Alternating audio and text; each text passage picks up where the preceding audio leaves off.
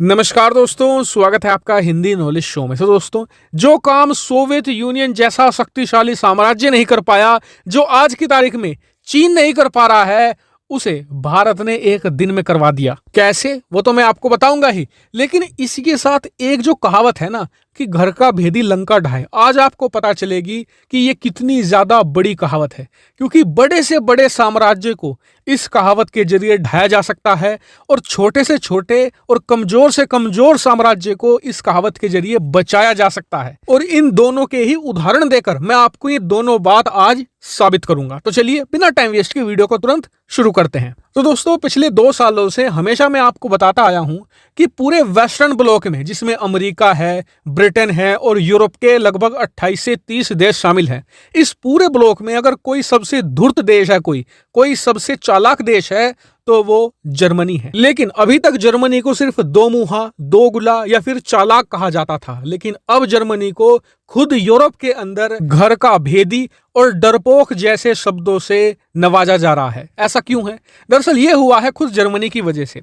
आप सभी जानते हैं कि रूस और यूक्रेन का विवाद इस समय चरम पर है। और आपको बता दूं कि जितने भी नाटो के देश है, चाहे वो बड़े से बड़े हों जैसे कि अमेरिका, ब्रिटेन, फ्रांस, या फिर छोटे हों, एस्टोनिया जैसे देश, पोलैंड जैसे देश, सब के सब देश जितनी उनकी हैसियत है उस हिसाब से यूक्रेन की मदद कर रहे हैं। कोई छोटी एंटी टैंक मिसाइल यूक्रेन को दे रहा है, कोई बड़ी से बड़ी तोप दे रहा है, कोई यहां पर छोटी से छोटी बंदूक दे रहा है, तो कोई देश गोली सप्लाई कर रहा है। तो यानी कि जिसकी जितनी हैसियत है वो उतनी मदद यूक्रेन की कर रहा है। लेकिन पिछले 48 घंटों में जर्मनी ने 2 ऐसे कदम उठा दिए जिससे कि जर्मनी पूरा एक्सपोज हो चुका है और नाटो के सभी देशों को इंक्लूडिंग अमेरिका ये पता चल चुका है कि रूस से डरने की बजाय उन्हें अपने घर के भेदी जर्मनी से ज्यादा डरना चाहिए। दरअसल हुआ क्या कि अब से कुछ 2 दिन पहले यूरोप का एक छोटा सा देश है एस्टोनिया, ये नाटो का भी सदस्य है, तो ये रूस के खिलाफ यूक्रेन को कुछ छोटी मोटी एंटी टैंक गन सप्लाई कर रहा था। एन वक्त पर जर्मनी ने धमकाया एस्टोनिया को और कहा कि आप यूक्रेन को कोई भी हथियार नहीं देंगे, इंक्लूडिंग जर्मनी खुद भी यूक्रेन को हथियार नहीं दे रहा है।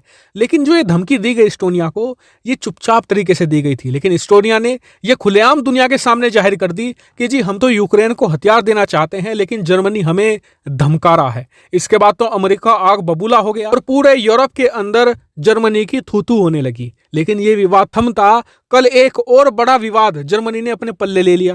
दरअसल जर्मनी की नौसेना के वाइस एडमिरल भारत आए थे और भारत में बातचीत के दौरान इन्होंने अपने देश की पूरी फॉरेन पॉलिसी को एक्सपोज कर दिया। सबसे पहले तो इन्होंने ये कहा कि यह बात पूरी तरीके से सत्य है कि चीनी कंपनियां पिछले 1 दशक से जर्मन कंपनियों की टेक्नोलॉजी को चुरा रही है। लेकिन अब से 2 महीने पहले तक जो जर्मनी की चांसलर थी एंगेला मर्केल, वो प्रो चाइना थी। वो चीन के खिलाफ कोई बड़ा कदम नहीं उठाती थी। उन्हें सब कुछ पता था कि चीन जर्मनी को लूट रहा है। जी हाँ, लिटरली यही कहा उन्होंने कि जर्मनी को लूट रहा था। लेकिन एंगेला मर्केल ने यहां पर एक सवाल तक नहीं उठाया। इतना ही नहीं, उन्होंने आगे कहा कि व्लादिमीर पुतिन यूक्रेन में जो कर रहे हैं ये सिर्फ और सिर्फ प्राइड के लिए कर रहे हैं। रूस के राष्ट्रपति को सिर्फ और सिर्फ रेस्पेक्ट चाहिए और नाटो को वो रेस्पेक्ट व्लादिमीर पुतिन को देनी चाहिए। अब जैसे ही उनकी ये वीडियो वायरल हो गई, उसके बाद जर्मनी में क्या पूरे यूरोप के अंदर हाहाकार मच गया। लोग सबसे पहले तो सवाल ये उठा रहे हैं कि जर्मनी हमारी तरफ है कि रूस की तरफ है, हमें यही समझ नहीं आ रहा है। और ये विवाद इतना ज्यादा बढ़ चुका है कि यूक्रेन के राष्ट्रपति ने इस समय जो जर्मनी के राजदूत हैं उन्हें समन किया है और खूब खरी खोटी सुनाई है कि क्या आप हमारे देश पर कब्जा होने देना चाहते हैं।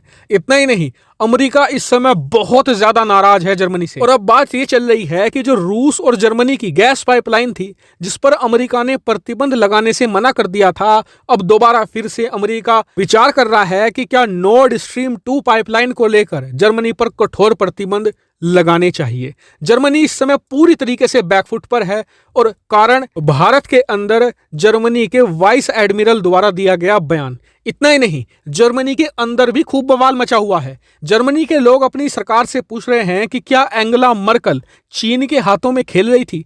इतना ही नहीं, क्या उन पर कार्रवाई नहीं होनी चाहिए। बहुत ही ज्यादा चीजें इस समय उलट पुलट हो गई हैं। रूस इसका फायदा उठा रहा है और मेरे हिसाब से उठाना भी चाहिए, क्योंकि अगर रूस को यूक्रेन पर कब्जा करना है ना, इससे बेस्ट वक्त तो हो ही नहीं सकता। नाटो इस समय बिखरा हुआ है। तो इस मामले से हमें एक बार फिर से उस कहावत की अहमियत समझ आती है कि घर का भेदी लंका ढाए। उदाहरण देता हूं, अगर आप एक तरफ रूस को रखेंगे और दूसरी तरफ आप नाटो को रखेंगे ना, तो रूस कुछ भी नहीं है नाटो के सामने। जी हाँ, क्योंकि उसमें अमेरिका है, ब्रिटेन है, फ्रांस है, जर्मनी है, इटली है, ग्रीस है, तुर्की है। इसके अलावा भी करीबन 25 और छोटे बड़े यूरोपियन देश हैं जिनकी कलेक्टिव ताकत बहुत ज्यादा है रूस से। लेकिन जर्मनी जो घर का भेदी बन गया है, ये नाटो को तोड़ने की कगार पर ला सकता है। हालांकि फिलहाल इस मामले में इतनी अपडेट थी, जैसे कुछ नई चीजें निकलकर सामने आएगी मैं तुरंत वीडियो बनाकर आपको सूचित करूंगा। फिलहाल इस वीडियो में इतना ही। Thank you very much for watching video.